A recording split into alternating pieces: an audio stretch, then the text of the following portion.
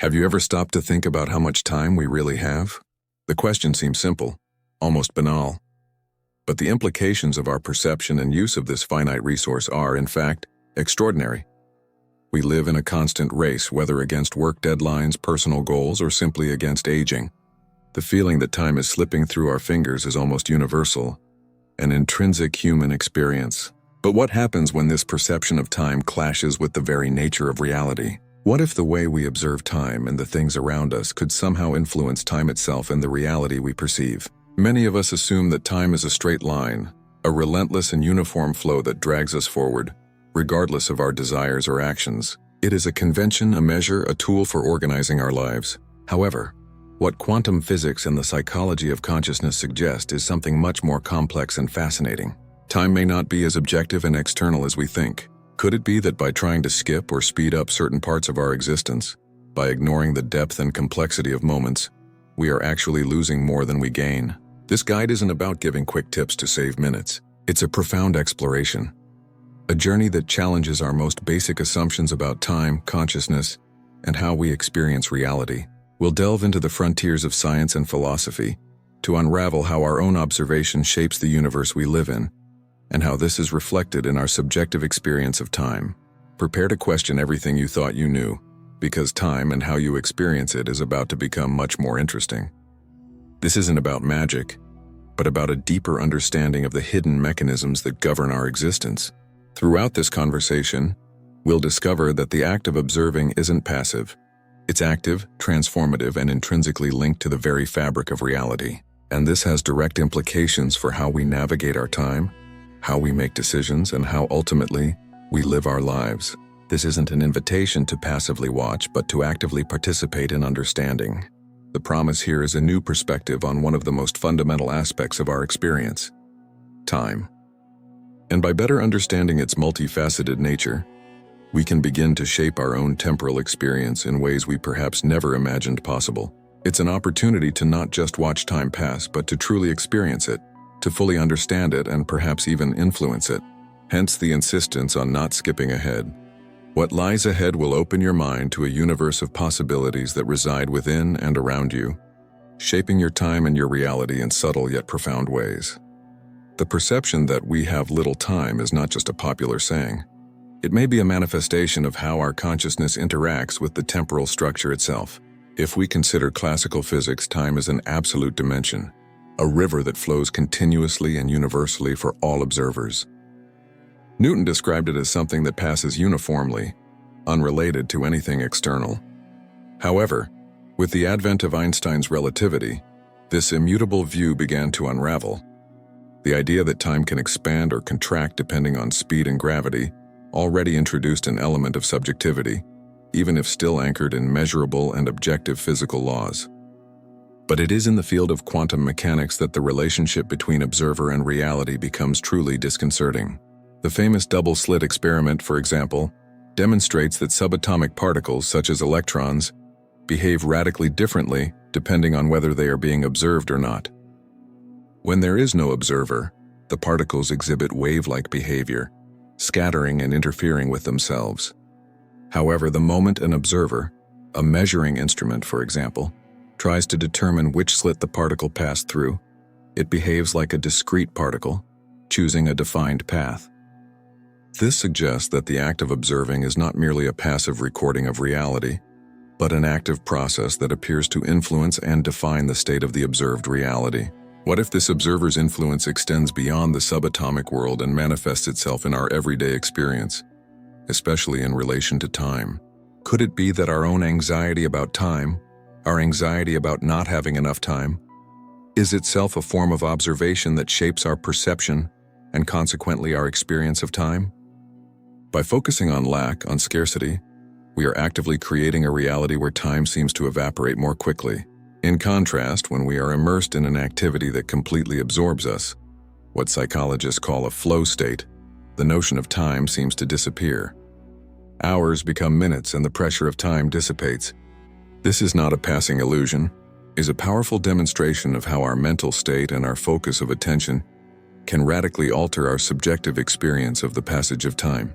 Therefore, the origin of this sense of urgency, of little time, may not lie solely in external demands, but in a deeper mechanism that connects our consciousness to the very fabric of time.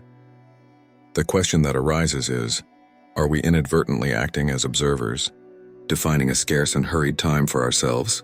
Or can we learn to observe in a way that expands our temporal experience and allows us to experience the richness of each moment? The intrinsic relationship between consciousness, the act of observation, and the nature of reality is one of the pillars of quantum physics and has been the subject of profound investigation. The so-called measurement problem in quantum mechanics, exemplified by the aforementioned double-slit experiment, raises the fundamental question, what constitutes an observer? In its simplest form, observation, in quantum mechanics, refers to the interaction of a quantum system with a macroscopic measuring device. This interaction causes what we call wave function collapse, forcing the system to move from a superpositional state of multiple possibilities to a single defined state. Before measurement, a particle can exist in multiple places or have multiple properties simultaneously, superposition. After measurement, it is found in a specific location or with a defined property. What is fascinating and complex is that this transition from a probabilistic state to a defined state appears to be triggered by the act of measurement. This has led to profound philosophical interpretations. Some suggest that consciousness is necessary for the collapse of the wave function, while others propose that any interaction with a classical macroscopic system is sufficient, without the need for a conscious observer in the human sense. However, even without claiming that human consciousness is strictly necessary, the very idea that observation, or measurement, is an active component in defining reality is revolutionary. It moves us away from a vision of a purely objective and deterministic universe and closer to a model where reality, at its most fundamental level, is interactive and participatory. Time, in this context, is not just the backdrop against which events occur, but a dimension that can be influenced by this interaction. The way we perceive and interact with time may therefore not be merely a reflection of reality, but an integral part of its creation.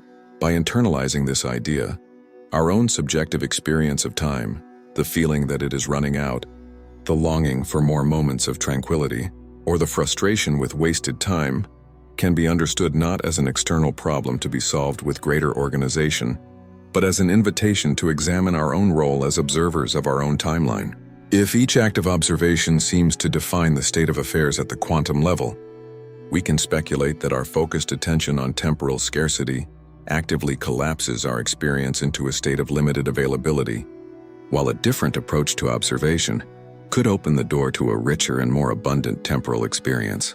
This perspective invites us to reconsider our relationship with time, not as an external entity that controls us, but as a dimension with which we can interact in a more conscious and perhaps transformative way. The implications of this interconnection between consciousness, observation, and reality extend far beyond quantum physics laboratories, infiltrating our daily lives in surprising ways. Our perception of time, for example, is intrinsically linked to our mental and emotional state. When we are anxious or stressed about the sheer number of tasks to accomplish, time seems to speed up, with every minute counting against us. This subjective acceleration is a direct reflection of our observation, focused on scarcity and pressure. We are, in a sense, defining our temporal reality as one of constant urgency. Conversely, in moments of deep concentration, leisure, or connection with others, time can seem to stretch, allowing us to fully enjoy the present. This subjective dilation of time occurs when our attention is immersed in the here and now, and our observation is focused not on future or past temporal milestones, but on the present experience. This suggests that our experience of time is not a fixed feature of the universe, but a dynamic and malleable aspect of our own consciousness. The concept of mindfulness is a practical example of how we can consciously shift our observation to influence our experience of time. By practicing being present, observing our thoughts, feelings, and sensations without judgment, we reduce anxiety associated with time and cultivate a deeper appreciation for the present moment. This doesn't mean that external demands disappear, but rather that our internal response to them changes, altering our perception of the passage of time. Furthermore, the way we narrate our own lives, the story we tell ourselves about our past, present, and future, also shapes our experience of time. If we repeatedly focus on past failures or future worries, we create a temporal narrative of stagnation or apprehension. By consciously reorienting our narrative toward growth, lessons learned, and future possibilities, we can transform our experience of time, shifting from a sense of being stuck to a sense of movement and progress. This is the beauty and power of subjectivity in our experience of reality. Physics gives us clues that observation is a creative act. Psychology and philosophy explore how this creation manifests in our lives. Understanding that time is not just something we measure, but something we co-create with our consciousness, empowers us to live more fully and intentionally. Each moment is an opportunity not only to be, but to observe, and through this conscious observation, shape the very fabric of our temporal experience. Despite scientific evidence and philosophical reflections, the idea that our consciousness and observation can influence reality and time still faces skepticism and misunderstanding. One of the most persistent myths is that quantum physics applies only to the microscopic world and has no relevance to our macroscopic everyday world. This view, known as the quantum disconnect, suggests that quantum effects are quickly lost in larger systems due to decoherence. However, recent research and new theoretical interpretations suggest that the influence of observation can manifest itself in more subtle but significant ways, even in complex systems. The very subjectivity of our experience is proof. Another common misconception is to equate the influence of quantum observation with the law of attraction, or simplistic wishful thinking. While attention and intention play a role, quantum mechanics does not suggest that we can simply will something and make it happen without action or without regard for physical laws.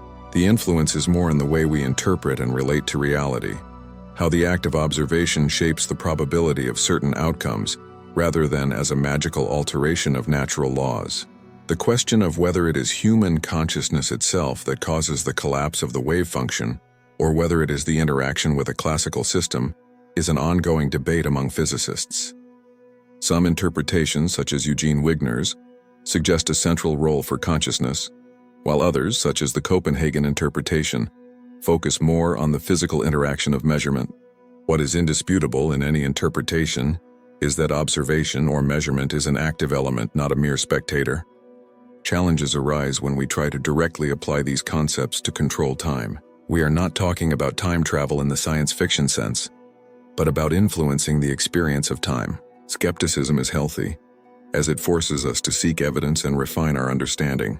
However, completely ignoring the implications of quantum physics on our perception of reality would be a mistake. The difficulty lies in translating abstract quantum principles into the language of everyday human experience.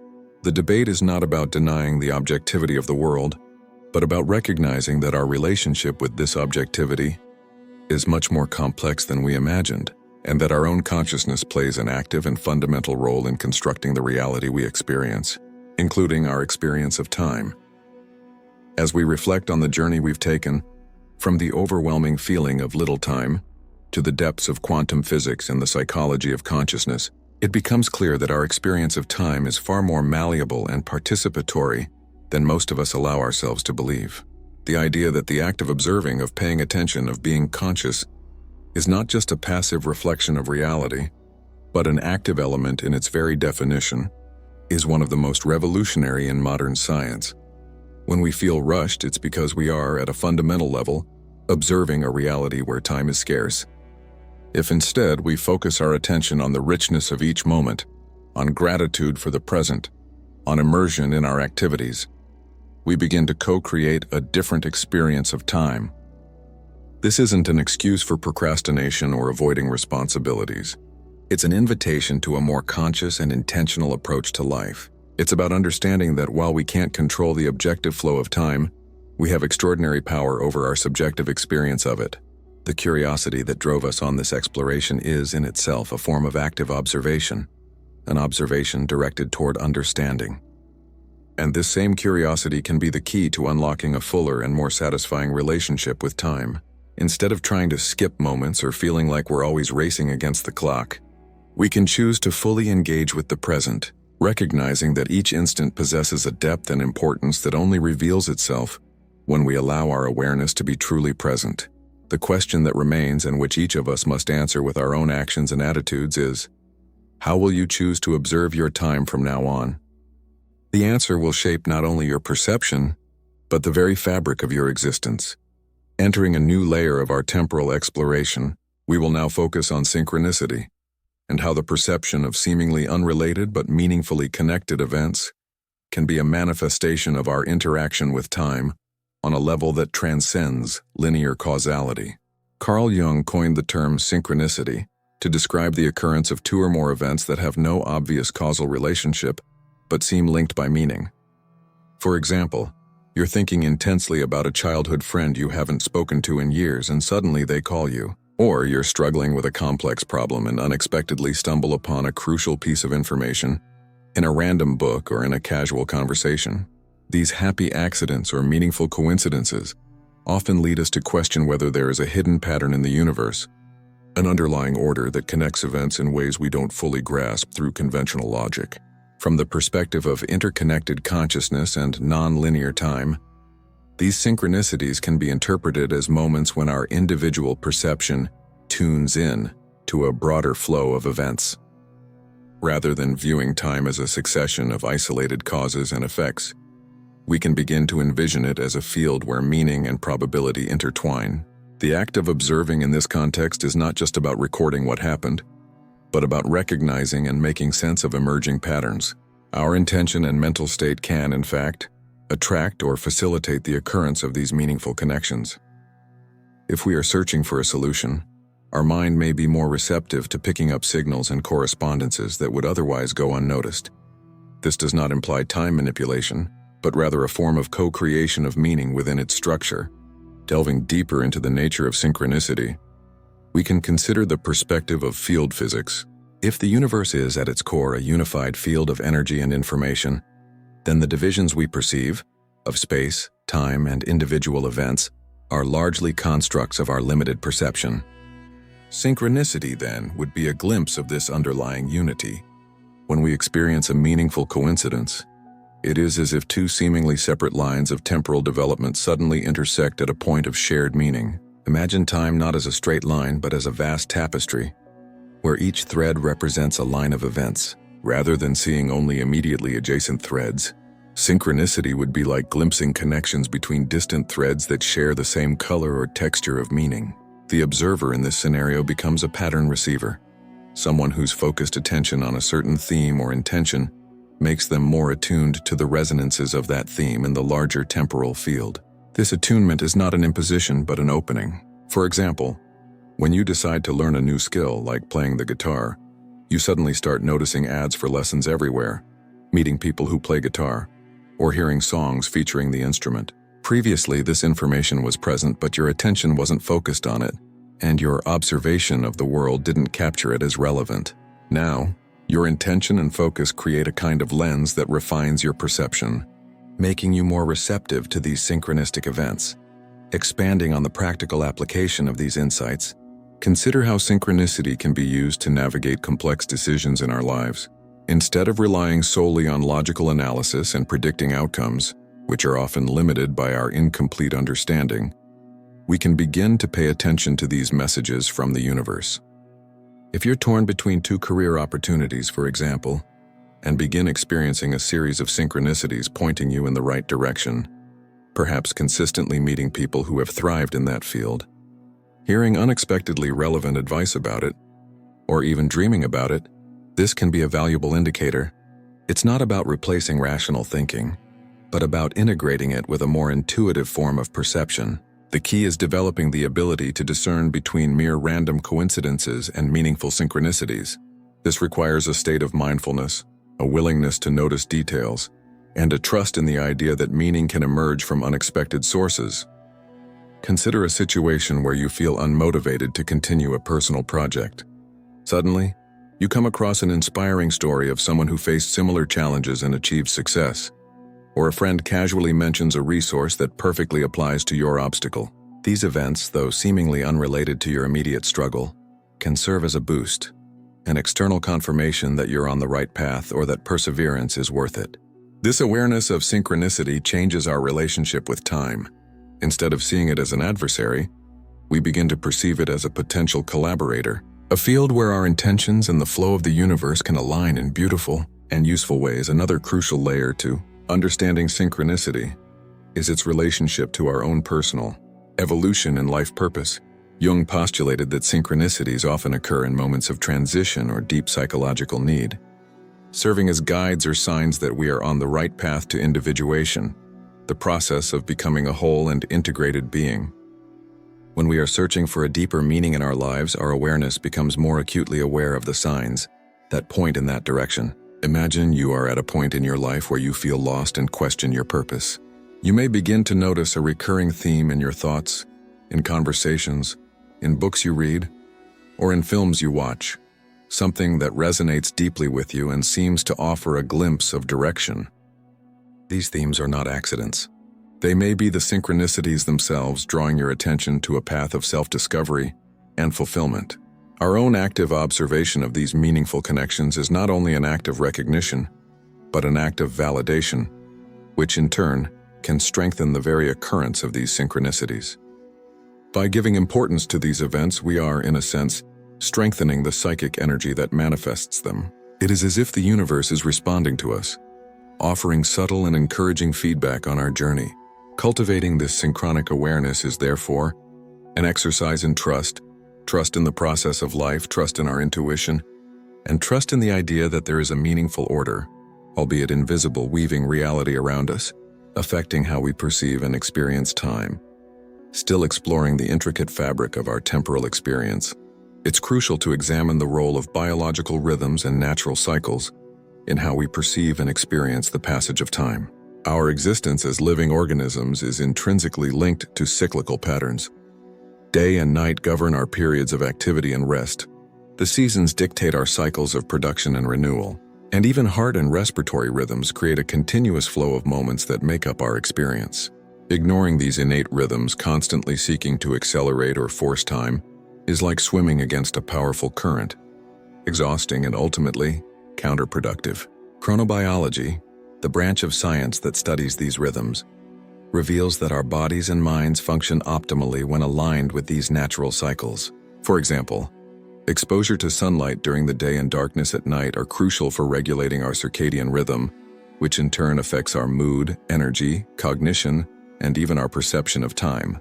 When we disregard these cycles, working at night, sleeping late, or being overly exposed to artificial light at inappropriate times, we're not only harming our physical health but also distorting our perception of time. Days may seem longer and more drawn out, or fatigue may create a sensation that time is passing more quickly and hazily. Furthermore, this disharmony with natural rhythms can exacerbate the sense of urgency and stress we discussed earlier. The constant rush to meet goals at an artificial pace, without considering the natural need for rest and recovery, forces us into suboptimal performance, where time seems to fly by without us truly achieving a sense of accomplishment. Conversely, when we consciously align with these rhythms, a new quality of time can emerge.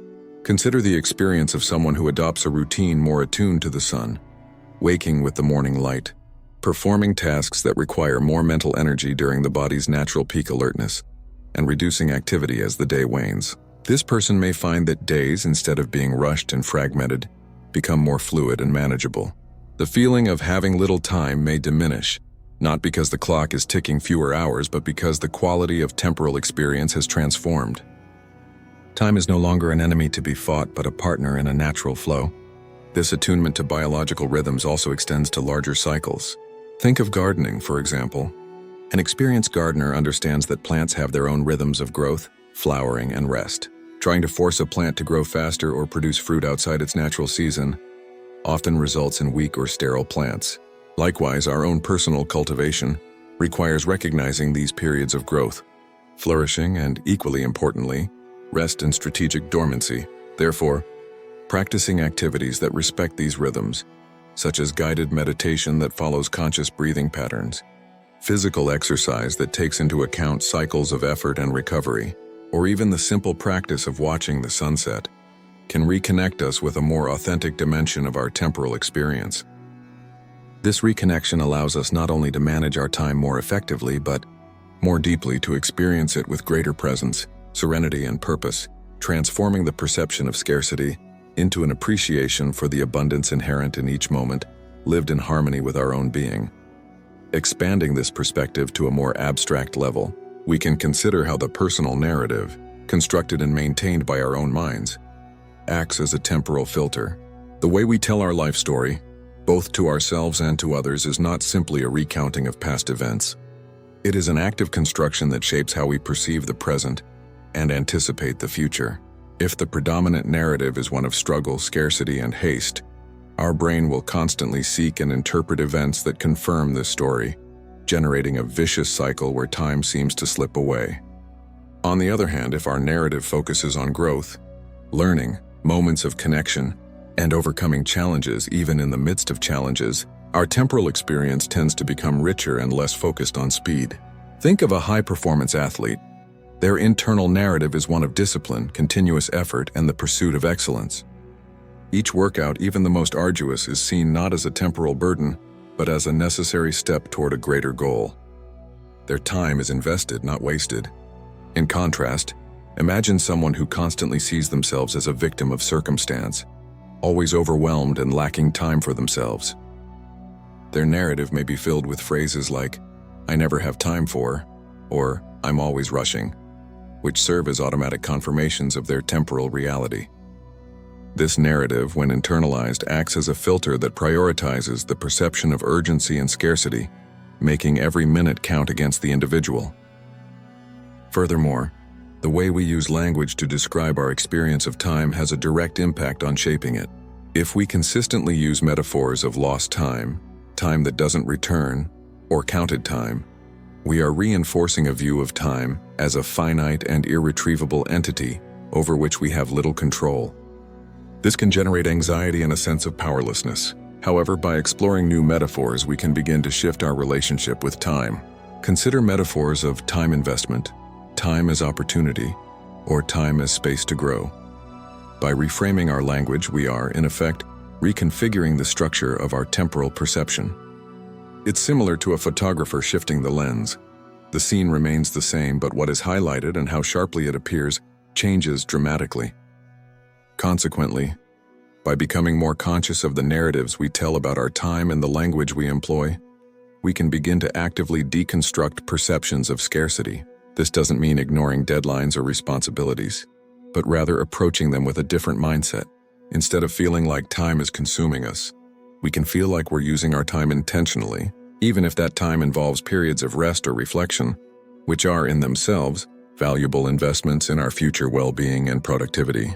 The key here is recognizing that the story we tell about our time becomes our temporal reality. To illustrate the practical application of this narrative transformation, consider a common situation: planning a weekend.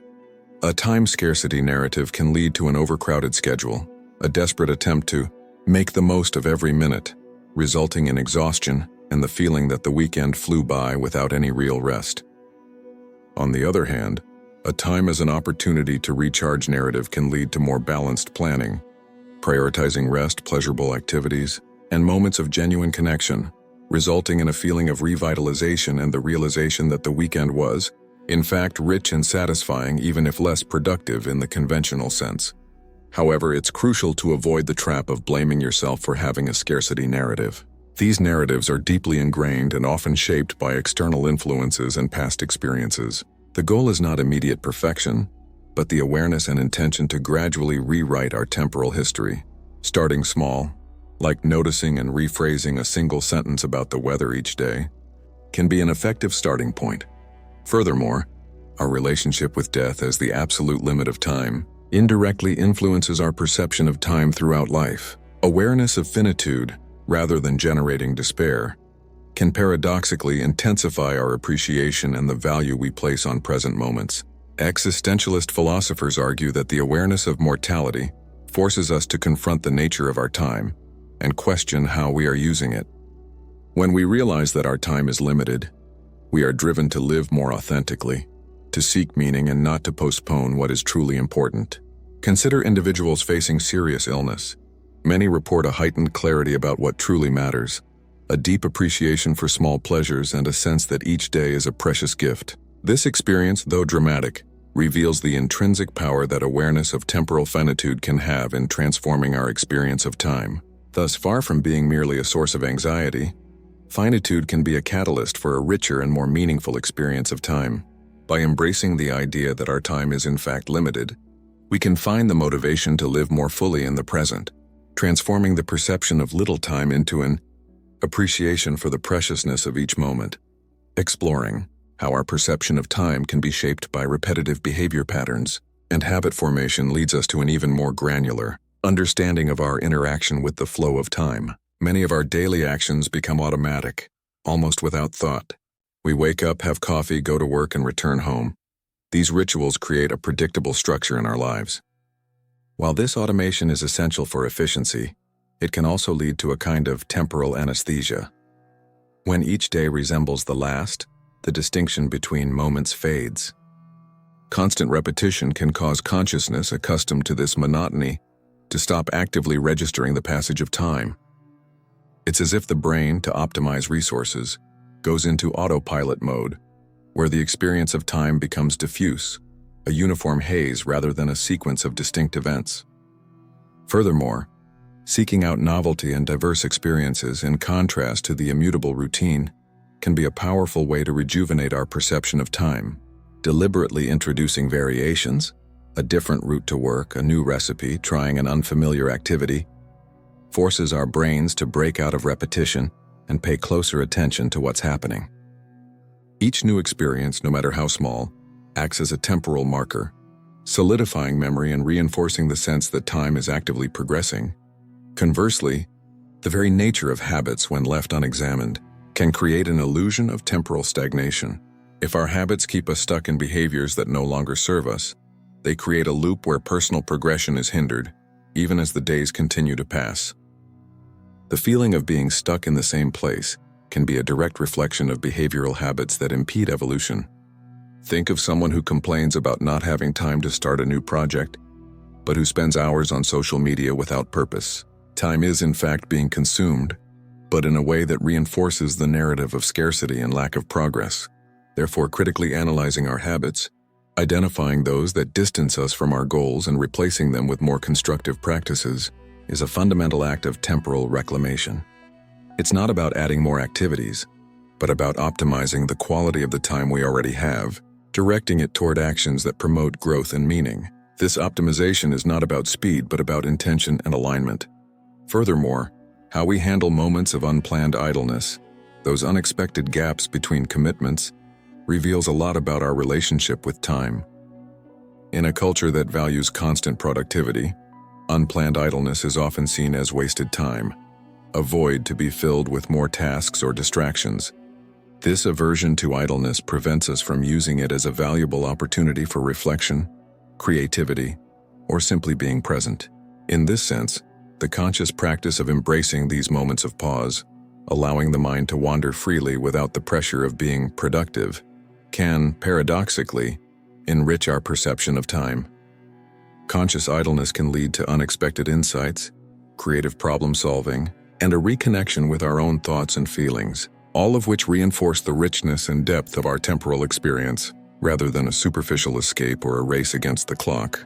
It is in these moments of non-doing, when we are not actively trying to fill time, that time can seem to expand, allowing for a deeper observation of the flow of life. Furthermore, we can examine the impact of anticipation and expectation on how we perceive the passage of time, especially regarding future events. Time often seems to drag when we are anxiously awaiting something, a holiday, an important event, or even the end of a workday. This subjective slowness is not due to a change in the speed of time itself, but to our own mental focus on the absence of the desired event and the duration of the wait. Our minds are so fixated on the future that the present becomes an obstacle to be overcome. Conversely, when we are immersed in a pleasant or challenging experience that requires our full attention, time seems to fly by. This discrepancy highlights how our consciousness, whether projecting forward expectantly or fully engaging in the present, radically modulates our temporal perception. Anxious anticipation, for example, can make us feel like we are waiting for life to pass us by, undermining the richness of the moments we are actually experiencing. Consequently, By applying these insights, we can begin to manage our expectations more effectively. Instead of allowing anxious anticipation to dominate our present experience, we can practice being here now, focusing on the small rewards and details of the present moment, even as we await a future event. This doesn't mean suppressing expectation, but rather balancing it with an appreciation for the present. Imagine waiting for a concert you're desperately looking forward to. Instead of spending your days counting down the hours, you can choose to enjoy the journey, researching the band, listening to their music, planning your outfit, or even enjoying the anticipation itself as a pleasurable part of the experience. This approach transforms waiting from a temporal burden into an integral and potentially enjoyable component of the timeline. Ultimately, the ability to recognize and manage these patterns of temporal perception, whether shaped by habit, idleness, or anticipation, empowers us to be not mere passengers in the flow of time, but active participants in creating a richer, more conscious and meaningful temporal experience. As we weave together the conceptual threads we have uncovered thus far, a mental landscape emerges where the boundaries between observer and observed, between subjectivity and objectivity, become fluid and interconnected. Time, which previously appeared as a relentless and uniform river, now reveals itself as a complex fabric, whose threads are subtly but significantly influenced by the very fabric of our consciousness. This is not a simple shift in perspective, but an invitation to recognize our active participation in the very constitution of our temporal reality. Perceptions, attention patterns, and the very narratives we weave about life and about time itself are not mere reflections. They are in many ways the pigments with which we paint the canvas of our existence. At this point of convergence, the feeling that we have little time transcends the mere observation of a packed schedule. It becomes a state of being, a vibration emitted by our very way of interacting with the flow of existence. The complexity of this interweaving suggests that the key to a fuller temporal experience lies not in finding more time on the clock, but in deepening our relationship with what we already possess, our capacity to perceive, to make sense, and to co-create. As we near the conclusion of this exploration, it becomes clear that the various facets addressed converge on a central point. Our experience of time is a dynamic ecosystem where seemingly disparate factors, from the fundamental principles of physics to the intrinsic rhythms of our being and the narratives we internalize, interact in intricate ways. What might previously have been perceived as a series of external challenges or imposed limitations begins to transmute into a constellation of internal influences, over which we possess a surprising degree of agency. The clues gleaned suggest that by learning to manage not only our tasks but also the very quality of our attention and the nature of our reflections, we can indeed alter the density and richness of our temporal experience. The journey thus far has prepared us for a more holistic understanding, where fragmentation gives way to integration, and the sense of scarcity opens to the possibility of abundance, not in quantity, but in depth. Reflecting on this journey thus far, we realize that the interconnections between the act of observation and the very structure of reality, as outlined by scientific advances, are not mere abstract concepts, but master keys to unlocking the mystery of our experience of time. The way we choose to focus our attention, the patterns we unconsciously reinforce, and the stories we tell about our journey, all act as silent architects of our perception of time. The universe, at its most fundamental level, seems to speak to us in ways that defy strict linearity, offering resonances and patterns that, when noticed, can guide and enrich our journey. This perception of a more malleable temporal flow, responsive to our own consciousness, opens up a range of possibilities for a more intentional and meaningful experience, paving the way for a final reflection that seeks to consolidate these new horizons of understanding. The journey we undertake, navigating the complexities of time, consciousness, and reality itself, leads us to a culmination of profound realization. Our experience of time is not a mere external imposition, but an internal symphony where our own perception acts as conductor. The laws of quantum physics, which once seemed restricted to the subatomic realm, reveal themselves as powerful metaphors for how we shape our daily lives. The idea that the act of observing is not a passive recording, but an active force that defines and co-creates reality, echoes in every aspect of our lives, especially in the way we experience the passage of moments. By internalizing that the scarcity of time many of us feel is not a glitch in the universal clock, but rather a resonance of our own focused attention on lack, we open the door to radical transformation. The urgency that consumes us, the feeling that seconds are relentlessly slipping away, may actually be a reflection of our active observation of a rushed and limited time. The true revolution lies in recognizing that if our attention can define scarce time, it also has the power to cultivate a richer, deeper, and more present time. The biological rhythms that govern us, the behavioral patterns we establish, the narratives we tell about ourselves, and even the way we deal with anticipation and idleness all converge on the same crucial point. Our temporal experience is a mirror of our consciousness. This is not about denying the existence of an objective flow of time, but about understanding that our relationship with it is intrinsically participatory. When we align with natural cycles, when we cultivate habits that promote growth and presence, and when we rewrite our inner stories to embrace abundance rather than scarcity, we begin to experience time not as an enemy to be vanquished, but as an ally in our journey of self-discovery and fulfillment. Synchronicities, once seen as mere coincidences, reveal themselves as whispers from the universe, indicating alignments that transcend linear causality, inviting us to listen more closely to the patterns that weave our reality.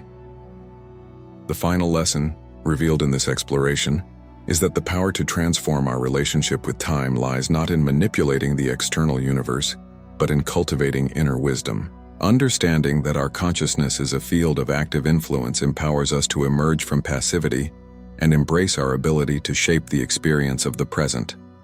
The search for more time dissolves into the practice of experiencing more fully the time we already have.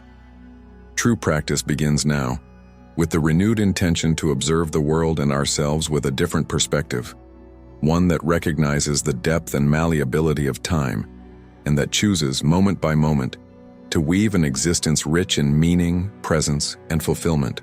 The key is not to skip what seems inconvenient, but to embrace the totality of experience, transforming each moment into an opportunity for co-creation and discovery.